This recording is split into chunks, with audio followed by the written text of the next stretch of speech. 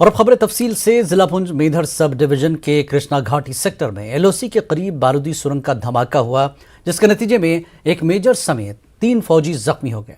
कृष्णा घाटी सेक्टर में एलओसी पर ये लोग मामूल की गश्त कर रहे थे। इसी दौरान हुए हादसे में तीनों जवान जख्मी हुए। फौजी जराये के मुताबिक जख्मियों को निकाला गया और फजाई रास्ते उधमपुर के आर्मी अस्पताल मुंतकिल किया गया। आज दोपहर 1:30 बजे ये वाकया रूनुमा हुआ। फौजियों ने गलती से बारूदी सुरंग पर अपने पैर रख दिए थे, जिसके नतीजे में 15 डोगरा रेजिमेंट के मेजर गौरंग, नायब सूबेदार दिलबीर सिंह और हवालदार हुक्म सिंह जख्मी हो गए।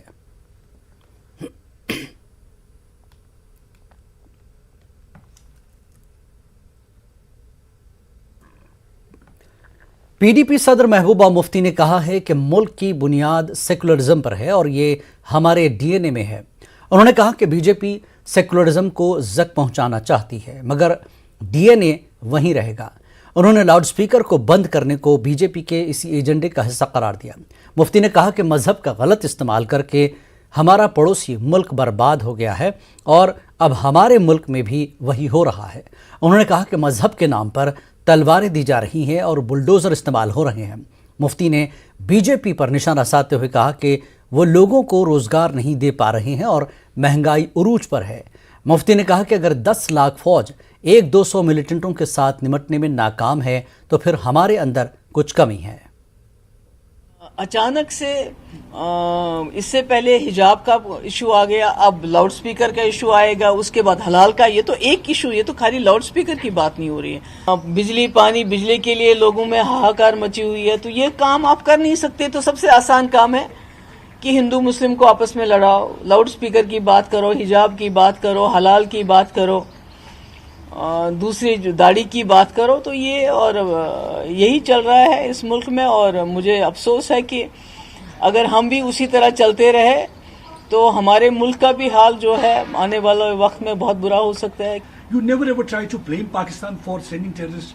Just आप देखिए 22 को जैश ए मोहम्मद के सुसाइड बॉम्बर आते हैं, सुंजवा आर्मी कैंप में अगर घुस जाते तो इतने मर जाते just to scuttle prime minister's program. उसके बाद कल आईडी होती है अस्पताल के पास, बत्रा हॉस्पिटल, जहां लोग जाते हैं। फिर भी अगर हम क्रिटिसाइज नहीं कर रहे तो एंड देन वी तो हमारी सिक्योरिटी 10 लाख फौज हमारी यहाँ क्या कर रही है?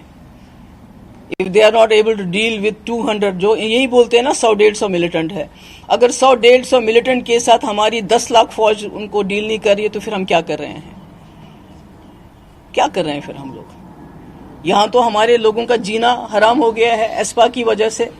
आप किसी को भी पकड़ के कहीं भी, आपको पता है शुपियन में एनकाउंटर हुआ, फेक एनकाउंटर हुआ, एचएमटी में क्या हुआ, बाकी जगहों पे क्या हुआ।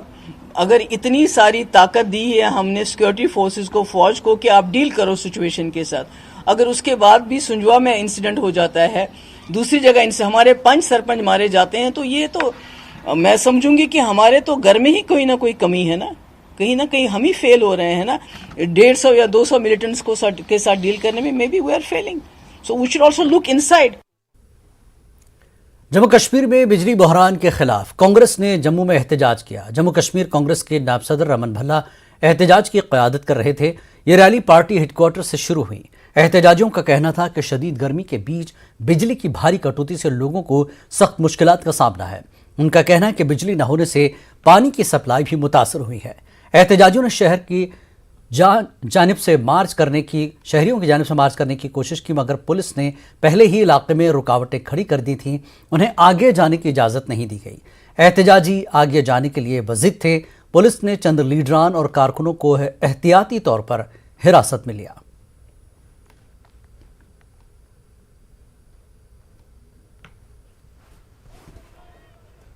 इस ढंग से पावर के कारण लोग परेशान यहाँ पे है। बिजली पानी के कारण रात कोई नहीं, और पानी की 3500 मेगावाट की जगह 1700 मेगावाट पावर सप्लाई हो रहा है। मांग करते हैं कि 1000 मेगावाट कम से कम दिया जाए ताकि फौरी तौर पे बिजली और पानी को राहत मिल पाए। ऑल जम्मू कश्मीर पंचायत कॉन्फ्रेंस ने जम्मू में बिजली की मुसलसल कटौती के खिलाफ एहतजाज किया।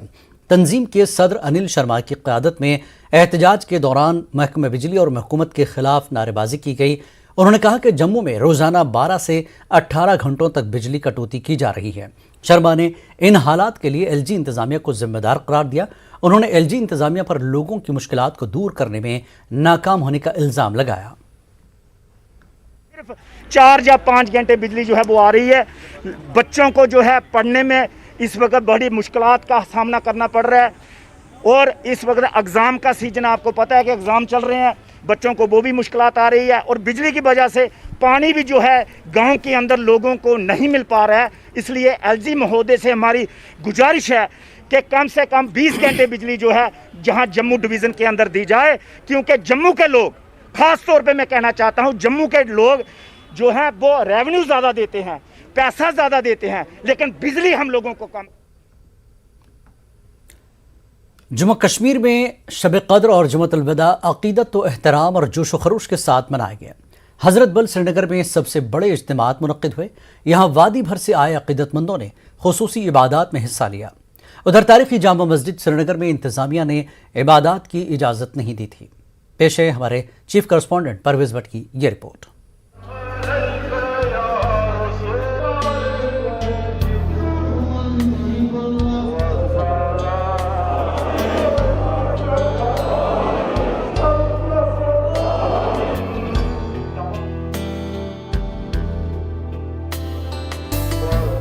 माह रमज़ानुल मुबारक का आखिरी अशरा जारी है। ये 10 दिन जहन्नुम से निजात का जरिया माने जाते हैं।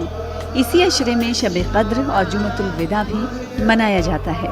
शब कद्र के मौके पर वादी भर में बड़े बड़े इज्तिमात का एहतमाम हुआ। दरगाह हज़रत बल श्रीनगर में शब कद्र का सबसे बड़ा इज्तिमा मुनक्किद हुआ। फज़िंदान तौहीद ने यहाँ तरावी की नमाज अदा की और शब बेदारी की। इस दौरान खुसूसी इबादात और दुआओं का एहतमाम किया गया। उधर आज जुमतुल विदा भी मजहबी जोशो अक़ीदत के साथ मनाया गया। आसार शरीफ हज़रत बल में वादी के मुख्तलिफ इलाकों से आए भारी तादाद में लोगों ने नमाज जुमा अदा की। डॉक्टर फारूक अब्दुल्ला, उमर अब्दुल्ला, जुनेद मुत्तू, अतहर आमिर समेत कई सीनियर सियासतदानों और ओहदेदारों ने भी यहाँ नमाज जुमा अदा की। इस दौरान वादी कश्मीर और पूरी आलम इंसानियत के लिए अमन, खुशहाली और तरक्की के लिए दुआओं का एहतमाम किया गया। ईद-उल-मोमिनीन व हज्जुल मसाकीन के नाम से हम पुकारते हैं।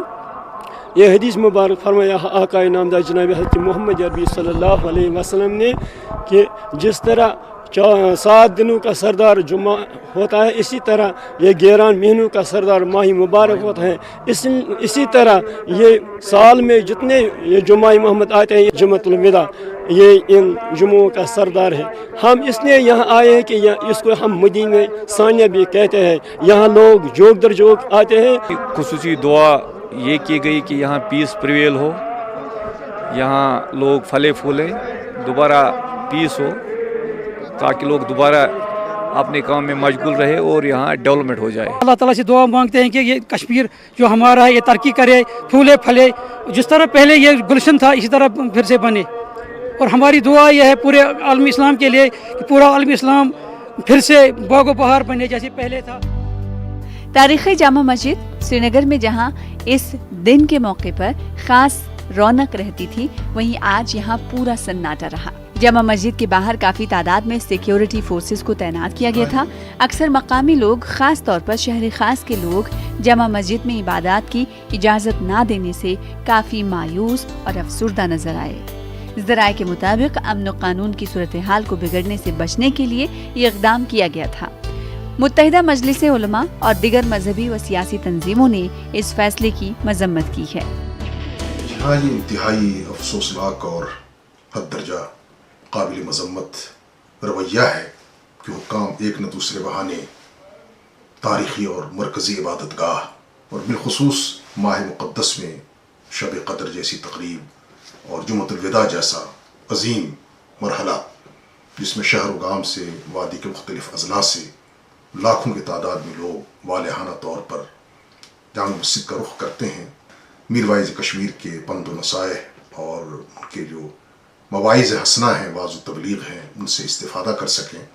लेकिन इमसाल एक तरफ दावा किया जाता है कि हालात साजगार हैं, नॉर्मल सी है, सब कुछ ठीक ठाक चल रहा है, एक बैग फिर जामा मस्जिद को बंद किया जाना अजीब गरीब रवैया है। एडमिनिस्ट्रेशन ने वो बंद कर दी है, तो इस बारे में बंद नहीं होनी, क्योंकि ये बड़ा मुक़द्दस दिन है। इस दिन में क्योंकि मस्जिद बंद नहीं होनी चाहिए, खुली होनी चाहिए, क्योंकि ये मुसलमानों का दिन है। इसलिए ये खुला रहना चाहिए। वो तो एडमिनिस्ट्रेशन की लापरवाही है, वो तो बंद वैसे नहीं होनी चाहिए थी क्योंकि जुम्मा का दिन है, इसलिए खुला होनी चाहिए। दस्तगीर साहब, सैयद याकूब साहब, जनाब साहब और खानकाह मौला समेत वादी कश्मीर के दिगर मसाजिद और इबादतगाहों में भी जुम्मतुल विदा के मौके पर बड़े बड़े इज्तिमात का इनेकाद किया गया। न्यूज़ 18 उर्दू के लिए परवेज भट्ट की रिपोर्ट। आज से पहर मंडी तहसील मरकज में दर्दनाक वाक़या रुनुमा हुआ। दरिया पुलस्त में 2 बच्चे डूब गए, एक बच्चा फौत हो चुका है। नमाज जुमा के बाद ये बच्चे नहाने के लिए दरिया को गए थे। गांव बेला से ये बच्चे तहसील मरकज पर इसलिए आए थे ताकि जुमतुल विदा की नमाज अदा कर सकें। दरिया में बच्चे डूब जाने का पता चलने पर पास के लोगों ने उन्हें दरिया से निकाला। आर्मी के 25 RR के डॉक्टरों के पास उनको पहुंचाया गया, जहां पर एक 14 साल बच्चे साजिद अहमद अपने वालिद बशीर अहमद को मुर्दा करार दे दिया गया था। जबकि 15 साल के दूसरे बच्चे मोहम्मद आरिफ वल्द अब्दुल अजीज़ की हालत खतरे से बाहर देखते हुए फर्स्ट एड देकर उसको और महलूक बच्चे की लाश को मंडी अस्पताल मुंतकिल किया गया, जहां पर कानूनी कार्रवाई के बाद लाश अहले खाना के हवाले कर दी गई। इस हादसे के बाद इलाके में गम की लहर दौड़ गई है। कश्मीर न्यूज़ में एक बार फिर आपका खैर मकदम है। जम्मू कश्मीर से ताल्लुक़ रखने वाले नौजवान क्रिकेटर उमरान मलिक IPL 2022 में धूम मचा रहे हैं।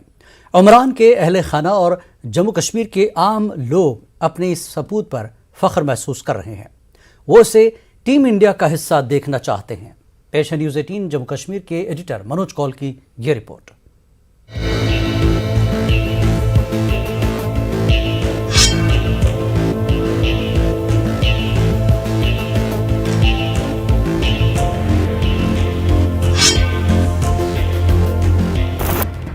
IPL 2022 की बात हो और उमरान मलिक का जिक्र न किया जाए तो इंसाफ न होगा। पहले पंजाब किंग्स के खिलाफ 4 और फिर गुजरात नाइट्स के खिलाफ 5 विकेटें हासिल करके उमरान खूब सुर्खियां बटोर रहे हैं। सनराइजर्स हैदराबाद के इस तूफानी गेंदबाज की कारकर्दगी की खूब सताइश हो रही है। मारूफ क्रिकेटर और क्रिकेट के शौकीन दीगर लोग उमरान को मुस्तकबिल के बेहतरीन तेज गेंदबाज के तौर पर देखने लगे हैं। 150 किलोमीटर फी घंटे की रफ्तार से गेंद फेंकने वाले 22 साला उमरान मलिक के वालिदैन और जम्मू कश्मीर के आम लोग भी इसकी कारकर्दगी से काफी खुश हैं। उमरान मलिक के वालिद अब्दुल रशीद को यकीन था कि इनका बेटा एक दिन इनका नाम रोशन करेगा, मगर ये सब इतनी जल्दी होगा ऐसा इन्होंने नहीं सोचा था। उमरान के रिश्तेदार और इनके साथियों को यकीन है कि मुस्तकबिल में उमरान मजीद बुलंदियों तक पहुँचेंगे। खुशी है, हमारी फैमिली बहुत खुश है, हमारे रिश्तेदार बड़े खुश हैं। पहले तो मैं मुबारकबाद देना चाहता हूँ पूरे जम्मू और कश्मीर को, पूरे हिंदुस्तान को, पूरे देश को, जिन्होंने इतना प्यार दिया मेरे बच्चे को और आगे भी इतना प्यार देते रहे और अपने टैलेंट के साथ बच्चा आगे जाए और अच्छी प्रैक्टिस करे और अच्छा सीखे। उधर जाके जहाँ ये गया है उधर बड़ा कुछ सीखता है इंसान जाके, और अच्छा सीखे और अपने देश के लिए, हम कहते हैं कि आप आगे अपने देश के लिए खेले और अपने देश का नाम रोशन करें। बड़ी खुशी हो रही है हमें यकीन तो था ये बहुत आगे जाएगा, और ये जो इसकी हार्ड वर्किंग, जो इसकी मेहनत है वो आगे रंग ला रही है, और हमें पूरा यकीन है आगे जाके वो और कामयाब होगा। जम्मू के छने हिम्मत इलाके में उमरान के हमसाइयों का कहना है कि मलिक ने इनका सर फख्र से ऊंचा कर दिया है। इनका कहना है कि उमरान ने न सिर्फ इस इलाके का बल्कि पूरे जम्मू कश्मीर का नाम रोशन कर दिया है। उमरान अब यहाँ के कई लोगों के लिए रोल मॉडल बन गए हैं।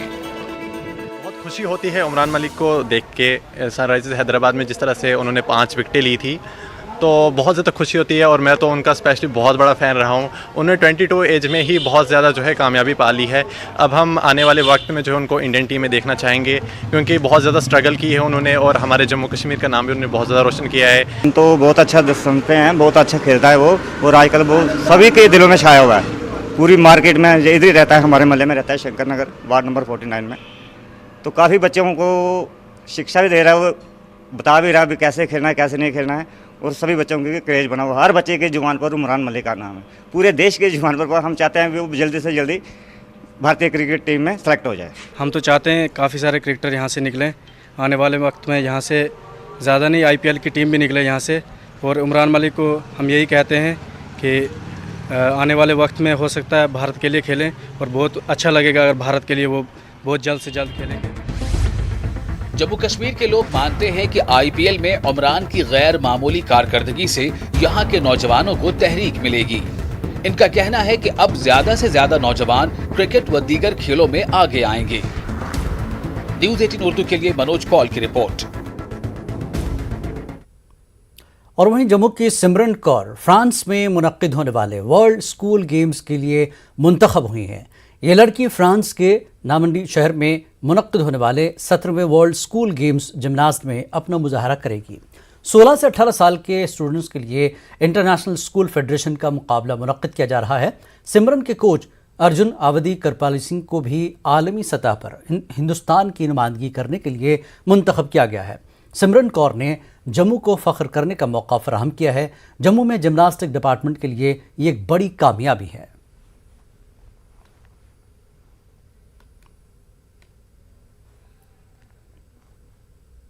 पर फिर हम पूना के खेलने, तो अगले दिन हमारा कंपटीशन था। मैम ने बहुत समझाया। मैम ने बोला मौका बार बार नहीं मिलेगा, ज़िंदगी में भगवान मौका देता है पर एक ही बार देता है, और अगर उस मौके को खोल दिया फिर क्या होगा आगे, फिर तेरे 10 साल वेस्ट हो जाएंगे जो तूने इतनी मेहनत की है।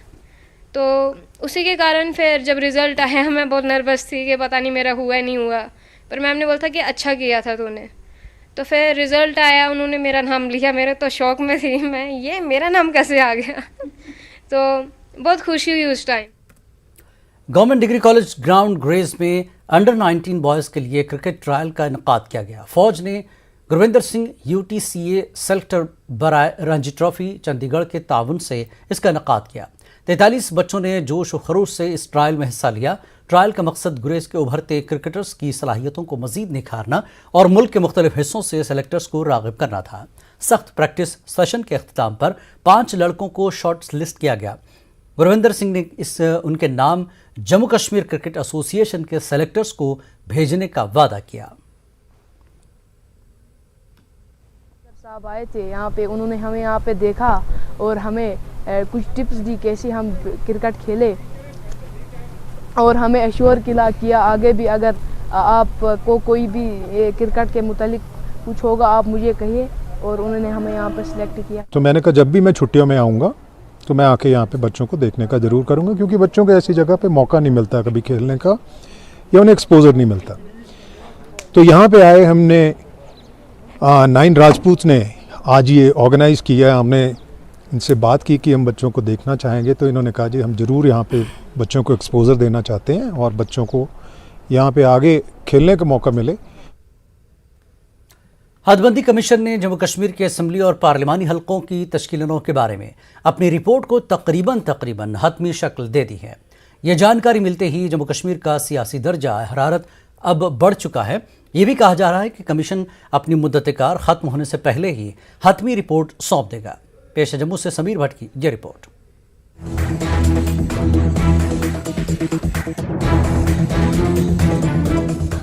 दिल्ली के हुकूमती हलकों में ये बात मौजूए बहस है कि हदबंदी कमीशन जम्मू कश्मीर पर अपनी रिपोर्ट के साथ तैयार है। ये भी कहा जा रहा है कि कुछ काबिले भरोसा एतराज़ात किए जाने पर कमीशन ने कुछ नई तजवीज़ को शामिल कर लिया है और अपनी सिफारिशात में भी कदरे तब्दीलियाँ की हैं। लेकिन ये तवक्को भी नहीं करनी चाहिए कि कमीशन अपने पहले वाले मुसव्वदे में दिए गए सुझाव को बिल्कुल ही तब्दील कर देगा। हदबंदी कमीशन अब हतमी रिपोर्ट पेश करने जा रहा है, तो जम्मू कश्मीर में सियासी पार्टियां भी असेंबली इंतखाबात होने की उम्मीद लगाए बैठी हैं। ज़्यादातर बीजेपी लीडरान काफ़ी पुरुम्मीद और पुरजोश नजर आ रहे हैं। उन्हें लगता है कि अगर जल्द से जल्द असेंबली इंतखाबात कराए जाते हैं तो बीजेपी अपने बलबूते पर पहली बार इख्तिदार पर काबिज हो सकेगी। 6 तारीख से पहले हमारी जो डिलिमिटेशन कमीशन है उसकी रिपोर्ट आएगी। हो सकता है उससे पहले ही आ जाए। अगर असेंबली के इलेक्शन आते हैं तो पार्टी के लिए उसके लिए तैयार है, हमारा कार्यकर्ता तैयार है। हमारी जो केंद्र सरकार की स्कीम्स के माध्यम से हम लोगों के बीच में पहुंचते हैं और लगातार इस पर कार्य कर रहे हैं। कमीशन ने अपने ड्राफ्ट प्रपोजल्स पर आम शहरियों, सियासी पार्टियों और सिविल सोसाइटी अरकान के एतराज़ात और तजावीज़ की सुनवाई की। कांग्रेस, NC, PDP जैसी अपोजिशन पार्टियां कमीशन की कारकर्दगी से मुतमईन नहीं हैं और तमाम ने कमीशन के इरादों पर शकूक व शुबहात जाहिर किए हैं। अपोजिशन के मुताबिक अगर कमीशन उनके एतराज़ात पर गौर नहीं करेगा तो हदबंदी का पूरा अमल बेसूद और बेमानी होकर रह जाएगा। मैं समझता हूँ और यकीन रखता हूँ कि उन्होंने जो ऑब्जेक्शन दिए हैं वो ऑब्जेक्शन वो पूरे के पूरे वो मानेंगे, ताकि जम्मू कश्मीर के लोगों को एक तसल्ली हो, सेटिस्फेक्शन हो कि जो रिपोर्ट हो वो बाइस ना हो, लोगों के हित में हो, कि उनको पूरी रिपोर्ट रिव्यू करनी चाहिए और जो फाइनल रिपोर्ट उन्होंने देनी है वो तमाम ऑब्जेक्शन जो लोगों ने दिए हैं उस ऑब्जेक्शन को उन्होंने इनकॉर्पोरेट करना चाहिए। जम्मू रीजन के साथ बड़े इंसाफ की बात की गई थी। कई मुख्तलिफ सेक्शंस उसमें कश्मीरी पंडित हैं, POJK के रेफ्यूजीज़ हैं, सिख माइनॉरिटीज़ और बाकियों की भावनाएं थी। तो कई चीज़ें जो है उस पर उम्मीद टिकी थी, लेकिन लगता नहीं, क्योंकि कमीशन ने जिस तरीके से ड्राफ्ट रिपोर्ट पेश की है वो बहुत ही निराशाजनक है। बहुत बड़ा बेइंसाफ़ी होगी कि अगर चुनाव से पहले ही ये धांधली कर दी जाएगी, इसको कहेंगे rigging before holding of elections. अगर यही ड्राफ्ट रिपोर्ट रही तो इसमें बहुत लिमिटेड स्कोप है अदालत में भी या कहीं भी। आम लोग भी कमीशन की हतमी रिपोर्ट का शिद्दत से इंतजार कर रहे हैं। दरअसल वो उन्हें दरपेश बेशुमार मसाइल का इजाला चाहते हैं। उन्हें उम्मीद है कि असेंबली इंतखाबात के बाद चुनी हुई हुकूमत उनके मफाद में काम करेगी। हमें खुशी है इस बात की कि ये रिपोर्ट जल्द से जल्द यहाँ पे आए, क्योंकि उसके बाद ही ये असेंबली के जो इलेक्शन है हमारे विधानसभा के वो ये पॉसिबल हैं, उसके बाद ये इलेक्शन हो पाएंगे। क्योंकि आज के जो LG गवर्नमेंट के अंदर हम कहीं भी अब इतने क्राइसिस हैं यहाँ पे, बिजली के, पानी के और भी काफ़ी ऐसे इश्यूज़ हैं जिन पर लोग जो हैं अपने वो बोलते हैं कि हम किसको अपनी ये बताएँ। ये जो पॉसिबिलिटी है ये सिर्फ उसके बाद ही हो सकती है, इलेक्शन के बाद। और यहाँ पर ये LG गवर्नमेंट नहीं चाहिए, हमें एक पॉपुलर गवर्नमेंट चाहिए। यहाँ पर गवर्नमेंट ज़रूर बननी चाहिए। हम डिलिमिटेशन के साथ हैं, हम उन पर बहुत उनका शुक्रगुजार है। उन्होंने यहाँ पे साफ़ सुथरी रिपोर्ट ली और ये इलेक्शन यहाँ पे ज़रूरी होना चाहिए। इलेक्शन जब होगा, असेंबली बनेगी, MLA बनेगी, तो इंशाअल्लाह रहमान डेवलपमेंट ज़्यादा तेज़ हो जाएगा। ऐसे माहौल में सियासी लीडर कहाँ पीछे रहते हैं। तकरीबन सभी ने अपनी सियासी सरगर्मियाँ तेज़ कर दी हैं। बीजेपी कोर ग्रुप आइंदा चंद दिनों में एक अहम मीटिंग कर रहा है। फारूक अब्दुल्ला, उमर अब्दुल्ला ईद के बाद पूरे जम्मू कश्मीर का दौरा करेंगे। महबूबा मुफ्ती और दिगर भी अपने एजेंडे के बारे में लोगों को आगाह करने के लिए अवामी राब्ता मुहिम शुरू करने वाले हैं। न्यूज़ 18 उर्दू के लिए जम्मू से समीर भट्ट की रिपोर्ट। कश्मीर न्यूज में एक बार फिर आपका इस्तकबाल है। कश्मीर में हार्टिकल्चर शोबे में ऑर्गेनिक फार्मिंग को मुतारफ करने की गर्ज से हैदराबाद के एक ज़रई मुहक्किक बरसों से एप्पल मिशन पर हैं।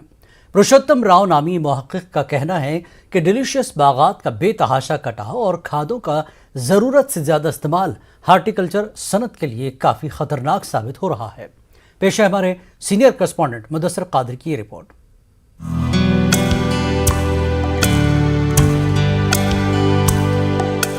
मिशन एप्पल के तहत कई बरसों से हैदराबाद के ज़रई मुहक्किक पुरुषोत्तम राव कश्मीर में ऑर्गेनिक फार्मिंग को मुतारफ करने की कोशिशों में है। पुरुषोत्तम राव के मुताबिक सेब की पैदावार के लिए कश्मीर की आबोहवा काफी मुवाफिक है। कश्मीर का सेब दुनिया भर में सर-ए-फहरिस्त है। इनका कहना है कि कीमियाई खादों के बेतहाशा इस्तेमाल का बराह रास्त असर सेब और दीगर मेवाजात की क्वालिटी और पैदावार पर पड़ता है।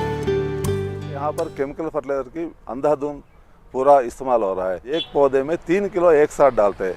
ये सबसे ज़्यादा खतरा है, ज़मीन को भी है, साथ साथ पौधे को भी है। अगर आपने केमिकल यूज़ करना है तो ये जो 3 किलो यूरिया, पोटाश और DAP जो डाल रहे हैं, ये अलग अलग डालना पड़ेगा। पहले आप DAP डाल दीजिए, उसके बाद 1-1.5 महीने के बाद थोड़ा पोटाश और यूरिया मिक्स करके डाल दीजिए, फिर तीसरा स्टेप में आप थोड़ा यूरिया पोटाश फिर दोबारा डाल दीजिए। अपन हर साल ये जो डाल रहे, इसकी रेड्यूसेस ज़मीन रहने से अपने को एक कंक्रीट जंगल जैसा ये ज़मीन बनने से जो सॉइल के अंदर जो माइक्रोन्यूट्रिएंट है वो अपटेक नहीं हो रहा है। राव कश्मीर में ऑर्गेनिक फार्मिंग और कीमियाई खादों के सही इस्तेमाल की गर्ज से मुख्तलिफ इलाकों में काश्तकारों को जानकारी फराहम कर रहे हैं। काश्तकारों का कहना है कि महकमा बागवानी की जानिब से उन्हें अब भी सही मायनों में ताउन नहीं मिल पा रहा है। हमारे किसान भाई है, उनको ज़्यादा नॉलेज नहीं है। जो यहाँ का हार्टिकल्चर डिपार्टमेंट है तो वो ज़्यादा नॉलेज प्रोवाइड नहीं करते हैं किसान भाइयों को। केमिकल यूज़ करना है, लेकिन इसके साथ हमें ऑर्गेनिक भी यूज़ करनी है, क्योंकि उससे क्या होता है, जो pH लेवल होता है ज़मीन का वो बराबर होता है। जो राव साहब ने बोला तो उस तरीके से हम नहीं करते हैं, इसलिए हम हार्टिकल्चर डिपार्टमेंट से इल्तिमास करते हैं कि जो एक्चुअली हम एक्चुअली वो आर्चर्ड में आए और वो देखे यहाँ की सॉइल कैसी है, इसमें क्या लगेगा, खाद कैसी डालनी है, दवाई कैसे डालनी है। पुरुषोत्तम राव मिट्टी को ज़ाय करने और वादी में हाई डेंसिटी एप्पल प्लांटेशन की आड़ में रिवायती पेड़ों की बेतहाशा कटाव को भी खतरनाक साबित करार दे रहे हैं। राव का कहना यही है कि हाई डेंसिटी सेब न सिर्फ कश्मीर बल्कि इटली और ईरान जैसे कई ममालिक से इंपोर्ट होते हैं। इसकी वजह से कश्मीर के सेबों की कीमतों में गिरावट आ रही है। यहाँ का रिवायती डिलीशियस सेब मंडियों में अच्छी कीमतों पर फरोख्त किया जा सकता है। 400 से 500 साल लगते हैं 1 इंच ज़मीन बनने के लिए। आप फर्ज करिए अभी अपन जो है इतना आधा फुट 1 फुट के अंदर जो ज़मीन है वो बनते बनते यहाँ तक है। इसको हमने ये जहर भरते पूरा फर्टिलिटी इसकी ख़त्म कर रहे हैं। ट्रेडिशनल वैरायटी जो है कुल्लू डेलिशन और अपना डेलिशियस वैरायटी, इसको वैसे बरकरार रखिए। उसके जो गैप है वो गैप फिलिंग के लिए आप हाई डेंसिटी प्लांट में जाइए। लेकिन मैंने ये देखा पिछले 2-3 साल से जो अच्छे बाग है वो भी काट के यहाँ पर जो है ना हाई डेंसिटी प्लांट में जा रहे हैं, और इसके लिए जो गवर्नमेंट की यहाँ तरफ से सब्सिडी मिल रहा है वो भी एक कारण डेलिशियस और कुल्लू डेलिशियस है, उसको बचाते हुए आप नया वैरायटीज में जाइए। वाज़ेह है कि गुज़िश्ता बरस मुल्क की मंडियों में ईरानी सेब की दरामद के बाद कश्मीरी हाई डेंसिटी सेब की कीमतों में काफी गिरावट आई थी। ऐसे में पुरुषोत्तम राव जैसे माहिरीन की तजावीज़ पर अमल करने की जरूरत है। न्यूज़ 18 उर्दू के लिए मुदस्सिर कादरी की रिपोर्ट।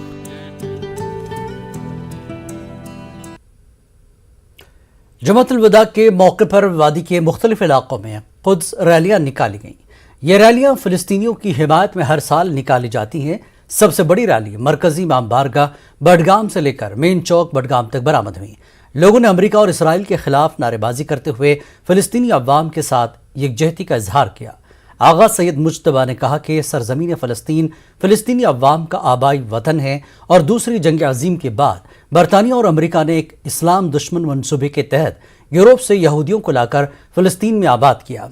उन्होंने कहा कि आहिस्ता आहिस्ता फ़लस्तीनियों को ताकत व तशद्दुद के बल पर उनके घरों और ज़मीनों से बेदखल करके सह्योनी ममलिकत कायम की गई। क़िबला अव्वल मस्जिद अक़सा पर भी कब्ज़ा किया गया। आगा ने कहा कि यौमुल क़ुद्स जाबिर क़ुव्वतों के ख़िलाफ़ मज़लूमीन की इस्तक़ामत और मज़ाहमत के अज़्म का दिन है।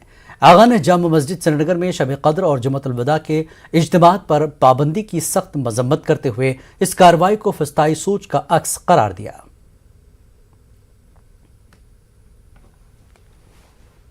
बजुज़ रहबर मुअज़्ज़म इमाम ख़ामनई मदज़लुल आली के बगैर किसी और बाजुर्रत शुजा कायद हमें नज़र नहीं आता है। जब तक तमाम मुस्लिम उम्मत इस कायद के पीछे इक़्तिदा न करे तब तक मुसलमानों का कामयाब होना मुश्किल ही नहीं नामुमकिन दिखाई देता है। उधर बिमना श्रीनगर में भी यौमुल क़ुद्स की रैली निकाली गई। भारी तादाद में फर्जंदान तौहीद ने शिरकत की। बिमना में यौमुल क़ुद्स का जुलूस अंजुमन शरीशियान शरीताबाद के सदर आगा सईद हादी की ज़ेर निगरानी निकाला गया। लोगों ने नारेबाजी करते हुए फ़लस्तीनियों के साथ एकजहती का इजहार किया। लोगों ने अमेरिका और इसराइल के खिलाफ नारेबाजी करते हुए कहा कि जो कुछ फ़लस्तीनियों को झेलना पड़ता है वो इन्हें ममालिक की साजिश है। उन्होंने कहा कि मुस्लिम कौम को एकजा होकर फ़लस्तीन और क़िबला अव्वल मस्जिद अल-अक़सा की बाजियाबी के लिए काम करना होगा।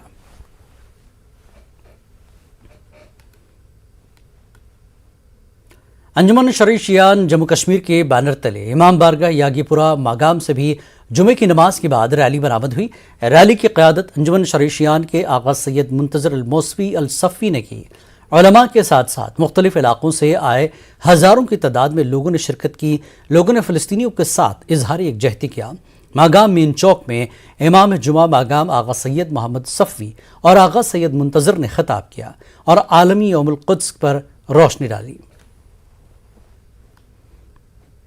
तीन के लोगों के साथ अपना सॉलिडेरिटी सपोर्ट एक्सप्रेस करें और उनको बताएं आप अपने आप को तन्हा न समझें, बल्कि दुनिया का हर फ़र्द, दुनिया का हर वो फ़र्द जो इंसानी तलीमात पे अमल पैरा है, ह्यूमन वैल्यूज़ को समझता है, वो आपके साथ है। आपकी लेजिटिमाइज्ड स्ट्रगल जो है, उस लेजिटिमाइज्ड स्ट्रगल के साथ वो आपके साथ खड़ा है। यौमुल कुद्स की मुनासिबत से जम्मू कश्मीर शिया एसोसिएशन के बैनर तले नोलरी पटन से रैली बरामद हुई। उलमा के साथ साथ मुख्तलिफ इलाकों से हज़ारों की तादाद में लोगों ने शिरकत की। लोगों ने फ़लस्तीनी अवाम के साथ इजहार यकजहती करते हुए क़िबला अव्वल बैतुल मुक़द्दस की बाजियाबी की मांग की। ये रैली मागाम बाजार से होते हुए government higher secondary school Magam में इख्तिताम पजीर हुई। उलमा ने यौमुल कुद्स और जुमअतुल विदा पर रोशनी डाली। आलमी यौमुल कुद्स की मुनासिबत से तंजीम अल-मकातिब की जानिब से आस्तान मोहल्ला मागाम से रैली बरामद हुई। इस रैली में हज़ारों की तादाद में लोगों ने शिरकत करके फ़लस्तीन और क़िबला अव्वल बैतुल मुक़द्दस की बाजियाबी और उनके साथ इजहार यकजहती का इजहार किया। ये रैली ईदगाह में इख्तिताम पजीर हुई। यौमुल कुद्स के सिलसिले में करगिल में भी हज़ारों लोगों ने नमाज जुमा के बाद एहतजाज किया। उन्होंने अमेरिका और इसराइल के खिलाफ नारे लगाए। करगिल में आज जुमे की नमाज के बाद हज़ारों लोगों ने बैतुल मुक़द्दस की आज़ादी और फ़लस्तीन के साथ इजहार यकजहती के तौर पर एहतजाजी जुलूस निकाला। अंजुमन इस्ना अशरिया करगिल और इमाम खुमैनी मेमोरियल ट्रस्ट के ज़रिए एहतमाम हज़ारों लोगों ने जुलूस निकाला। इस हवाले से करगिल में सख्त सिक्योरिटी इंतजाम किए गए थे। ज़िला शोपियां में भी जुम्मतुल विदा अक़ीदत व एहतराम के साथ मनाया गया। हज़ारों फ़र्जंदान तौहीद ने नमाज जुमा अदा की, अज़ीमुश्शान दीनी इज्तिमात में शिरकत की। तारीख़ी जामा मस्जिद शोपियां के साथ साथ दीगर मसाजिद, दरगाहों, खानकाहों में रूह परवर मजालिस का एहतमाम किया गया। फ़र्जंदान तौहीद ने बारगाह इलाही में सरबसुजूद होकर दुआएँ मांगी। बर सग़ीर के मुसलमानों की सलामती और मुल्क की सलामती व भाईचारे के लिए दुआएँ की गई।